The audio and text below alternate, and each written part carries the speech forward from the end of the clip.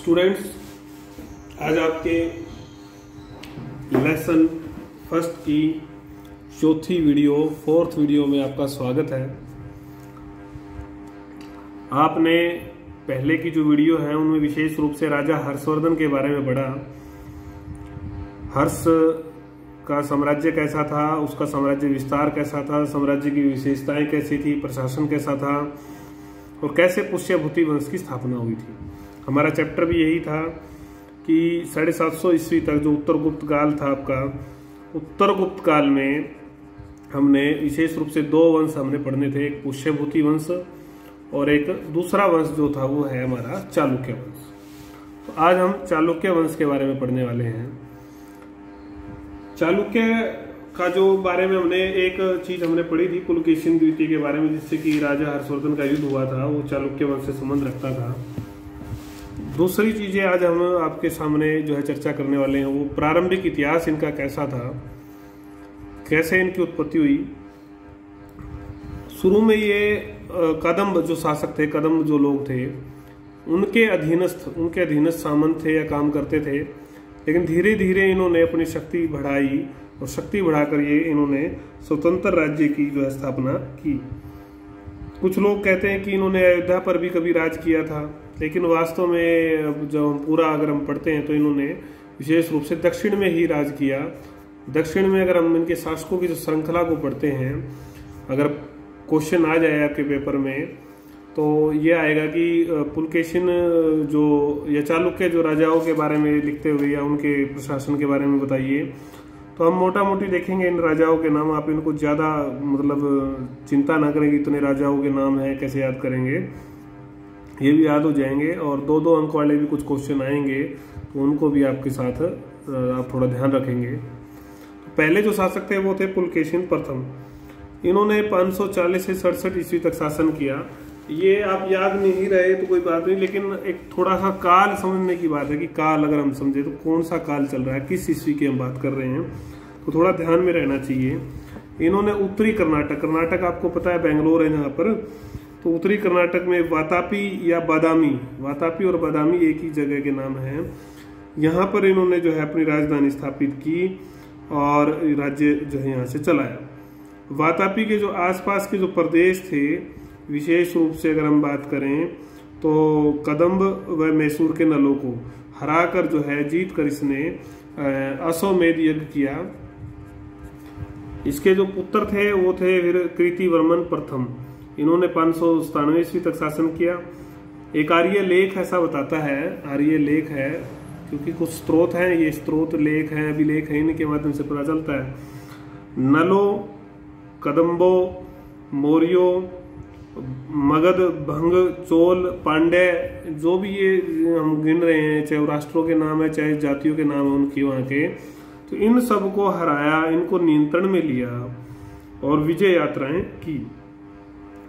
तो इस सारे से मतलब कुल मिलाकर जो दक्षिणापथ का जो क्षेत्र है वो इनके नियंत्रण में आ गया।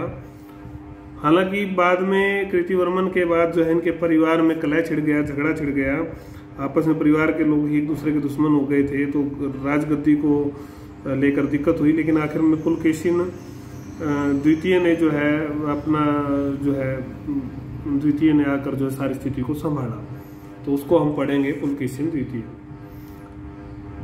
गृह क्लेश हो गया था, झगड़ा हो गया था, तो उससे राज्य कमजोर हो गया था। जो थोड़े शक्तिशाली प्रदेश थे उन्होंने फायदा उठाकर जो है स्वतंत्र होना आरंभ कर दिया। उन्होंने बल्कि यही नहीं, उन्होंने राज्य पर आक्रमण भी कर दिए। जो चालुक्य राज्य था उस पर आक्रमण हुए, और भी पड़ोसी राज्यों ने आक्रमण किए, लेकिन पुलकेशिन द्वितीय ने अपने धैर्य और शक्ति का प्रदर्शन करते हुए हिम्मत से काम लिया। ऐसा ऐहोल अभिलेख में इनकी बहुत सारी उपलब्धियों का वर्णन है, क्या क्या इन्होंने अपने राज्य को बनाने के लिए किया। तो क्या किया इन्होंने? पुलकेशिन ने जो है मैसूर के जो गंगा राज थे, कोंकण के मौर्य राज थे, मालाबार क्षेत्र के जो लोग थे, राज्य थे, उनको परास्त कर दिया, हरा दिया। और आपको पता है हमने पढ़ा था, हर्ष को भी नर्मदा नदी के तट पर हराया था और उससे नर्मदा नदी जो है सीमा तय हो गई थी इनके बीच में, एक बड़ी विजय थी। उसके बाद लाट देश जो गुजरात का क्षेत्र है आपका, मालवा का क्षेत्र, गुर्जरों का क्षेत्र, इसको भी अपने अधीन इसने कर लिया। फिर कलिंग, जो उड़ीसा, कलिंग आप ध्यान रखें, उड़ीसा, वेंगी हमने बताया था आपको, गोदावरी का जो क्षेत्र है, कृष्णा और गोदावरी के बीच का जो क्षेत्र है, नदियां हैं कृष्णा और गोदावरी, आप देखेंगे तो दक्षिण में, इनके बीच का जो क्षेत्र उपजाऊ क्षेत्र था, इसको भी इन्होंने हथिया लिया था, इसको भी जो है कब्जा कर लिया था। और एक बड़ी जो सफलता थी इनकी, वो थी पल्लव जो राजा थे महेंद्र वर्मन, इनको पराजित कर इनकी सफलता इन्होंने पाई थी। कांची तक जो है साम्राज्य इन्होंने अपना विस्तृत किया, आधिपत्य जो है जमा लिया, अधिपति बन गए दक्षिण के। हालांकि बाद में जो है इतनी विजयों के बाद जो है इनको बाद में जो है नरसिंह वर्मन, जो कि पल्लव शासक ही थे, इनके द्वारा इनकी हत्या हो जाती है। और वो नरसिंह वर्मन फिर आखिर में पूरे राज्य को नष्ट भ्रष्ट कर डालते हैं, मतलब राज्य को काफी नुकसान पहुंचाते हैं। लेकिन फिर भी जो है चालुक्य हार मानने वाले नहीं थे। चालुक्य का जो है अगला जो है वंश में से शासक आता है और वो इस सारे को संभालता है। तो उनका नाम था विक्रमादित्य प्रथम। विक्रमादित्य प्रथम आए, उससे पहले की अगर हम बात करें तो जिन्होंने नरसिंह वर्मन ने इनको हरा कर, जो मार कर जो है वातापी कोण की उपाधि धारण कर ली थी। लेकिन विक्रमादित्य प्रथम ने हिम्मत से काम लिया और पहले तो पल्लवों से अपने आप को मुक्त करवाया। 13 वर्ष तक निरंतर संघर्ष चलता रहा और संघर्ष में आखिर में सफलता हासिल की और फिर राजा मल्ला की उपाधि धारण की। और चोल को, केरल को, पांड्य को, इनको सबको जो है अधीन कर अपने राज्य की जो है समृद्धि में 4 चांद उन्होंने लगा दिए। काफी सारे बड़े मंदिरों का इनके काल में निर्माण भी हुआ। तो ये इनकी सफलता को, समृद्धि को बताता है कि राज्य जो है फिर दोबारा से प्रगति के राह पर था। तो ये बात की हमने राजा विक्रमादित्य प्रथम की। फिर राजा विक्रमादित्य द्वितीय आते हैं। विक्रमादित्य द्वितीय से पहले हालांकि विक्रमादित्य प्रथम हमने पढ़ा, तो उनका पुत्र विनयादित्य बनता है शासक। चालुक्यों की शक्ति बनी रहती है। उसके बाद उसका बेटा जो है विनयादित्य का बेटा विजयादित्य बनता है और फिर विक्रमादित्य द्वितीय जो है शासन पर बैठता है, जो जिसके काल में जो शक्ति है पुनः शीर्ष पर पहुंच गई थी। राज्य फिर समृद्धि के द्वार पर था, विशेष राज्य स्थापित हो गया था। इसने नंदी वर्मन द्वितीय जो थे, पल्लव जो शासक थे, उनको पराजित किया। ये एक बड़ी उपलब्धि थी।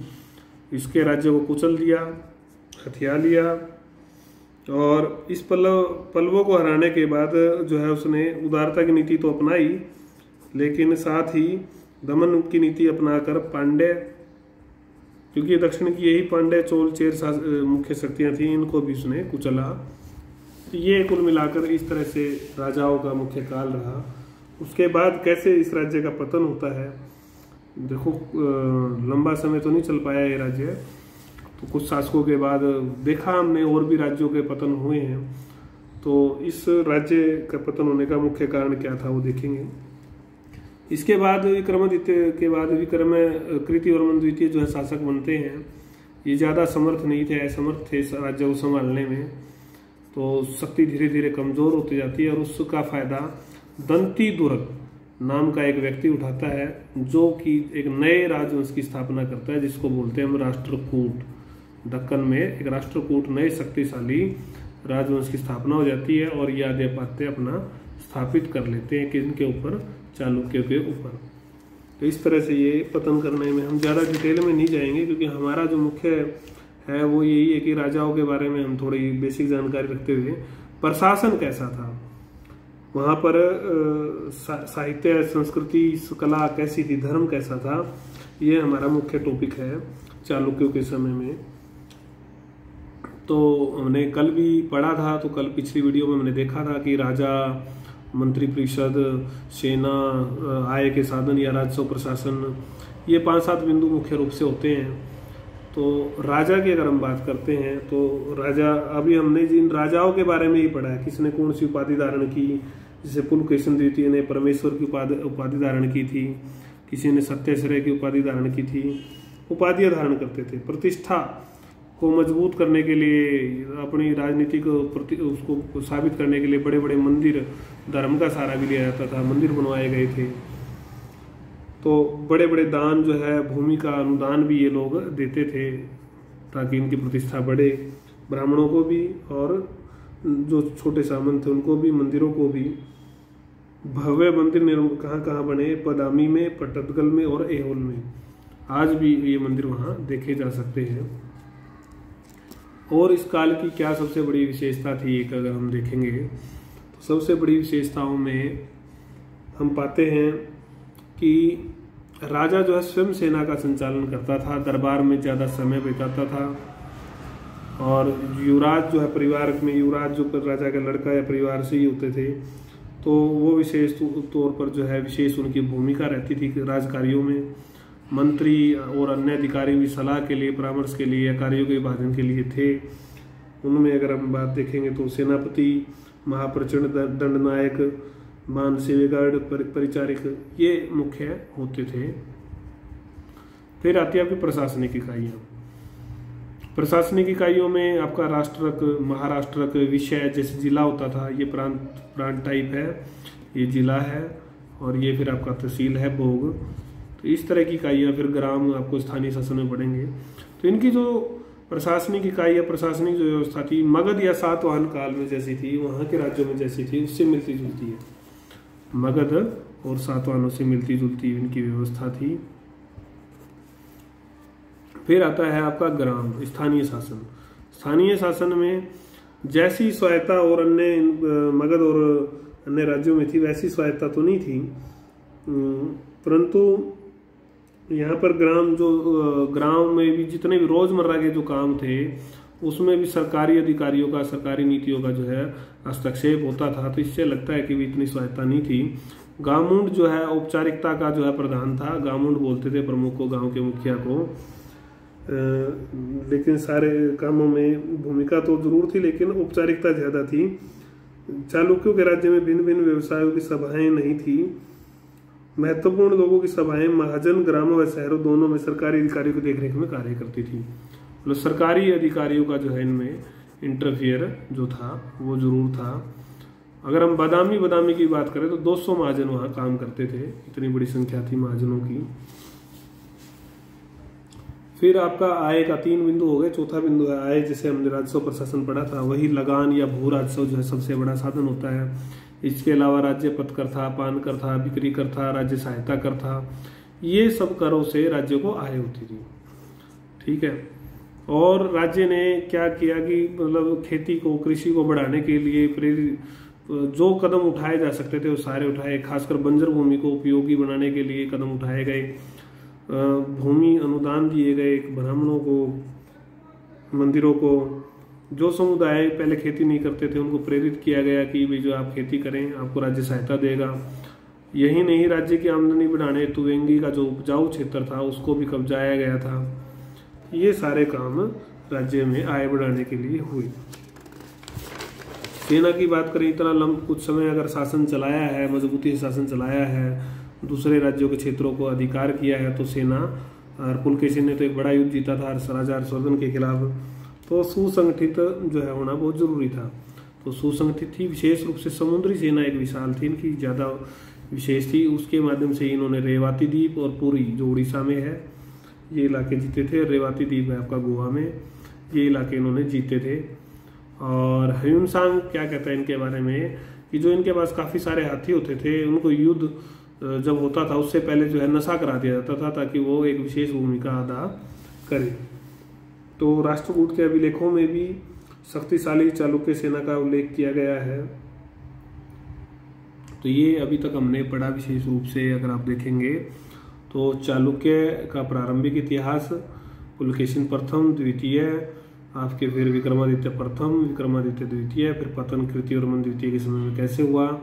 फिर प्रशासन की विशेषताओं में हमने राजा, प्रशासनिक इकाइयाँ, जो स्थानीय इकाइयाँ थी उसकी विशेषताएं, आय के साधन, सेना का जो योगदान या सेना किस प्रकार से संगठित थी। अब हम पढ़ेंगे सांस्कृतिक योगदान। देखो आपने मंदिरों के बारे में तो अभी पढ़ा ही था, मंदिरों से ही शुरू करेंगे, पहले धर्म से शुरू करेंगे। तो धर्म में इन्होंने क्या किया, तो इस समय में शैव और वैष्णव दोनों ही मत थे। आप इसके बारे में पिछले सेमेस्टर में भी पढ़ चुके हो कि शैव मत कौन सा था और वैष्णव मत कौन सा था। शैव मत ज्यादा प्रसिद्ध था। पट्टदकल अभी हम पढ़ के आए थे। ऐहोल आदि स्थानों पर हिंदू मतों से संबंधित मंदिर बनवाए गए। उत्तरी भारत से मंदिर पुजारियों को आमंत्रित किया जाता था। अश्वमेध जैसे यज्ञ भी हमने भी पढ़ा था कि किया था इन्होंने, शुरू में ही पढ़ा था, पुलकेशिन प्रथम ने किया था। तो कुल मिलाकर धार्मिक सहनशीलता की नीति को अपनाया गया। जैन साधुओं और शिक्षकों को बड़ी मात्रा में दान दिया गया। ऐहोल अभिलेख का सुप्रसिद्ध प्रशस्तिकार, very very very important, Ravikirti प्रशस्तिकार था ऐहोल अभिलेख का। 2 अंक में बहुत बार ये क्वेश्चन आता है, इसको नोट कर लें आप। रवि कृति जैन, इसका धर्म भी पूछ सकता, तो ये क्या था? रवि कृति जैन था ये, जिसे पुलकेशिन द्वितीय की विशेष कृपा प्राप्त थी। तो इन्होंने, रवि कृति ने अपने आराध्य देव जिनेंद्र की पूजा हेतु मेघूती मंदिर का निर्माण कराया। इंपॉर्टेंट है मेघूती मंदिर। तो ये कुछ चीजें आपको याद रखनी है, 2 अंक में आ सकती है, इसलिए मैं पढ़ा रहा हूँ विशेष रूप से। बादामी के गुहा मंदिरों में जैन तीर्थंकरों की मूर्तियां अंकित मिलती है। इसी तरह अजंता के चित्रों में बौद्ध मत से जुड़े चित्र भी मिलते हैं। कुल मिलाकर बौद्ध, जैन, हिंदू सब थे, तो ये सहनशील इनका मंदिरों का एक काल जो है कहा जा सकता है। उसके बाद आपका साहित्य हम पढ़ेंगे। साहित्य उत्तर भारत और दक्षिण भारत की संस्कृतियों के मिलन से या अन्य जो कारणों से स्थानीय भाषाओं के जो साहित्य का भी जो एक विकास यहाँ पर होता है, रचा गया। संस्कृत भाषा तथा कन्नड़ लिपि में रवि कृति द्वारा उत्कीर्ण, वही दोबारा हम बात करेंगे, ध्यान करें आप, संस्कृत भाषा और कन्नड़ लिपि, संस्कृत भाषा और कन्नड़ लिपि में रवि कृति द्वारा उत्कीर्ण पुलकेशिन द्वितीय का ऐहोल अभिलेख उच्च कोटि की कविता है। काप अर्भाता 3 लाइनों गद्य पद्य में प्रारंभिक कन्नड़ कविता है। चालुक्यों के अधीन एक नई शैली बनी, ये इंपॉर्टेंट है, चंपू काव्य शैली का जो है मिश्रित रचना हुई। और सोमदेव सूरी ने यशस्वी तिलक चंपू नामक जो है एक रचना की, इसको भी आप ध्यान करें, व्याकरणाचार्य थे ये सोमदेव सूरी।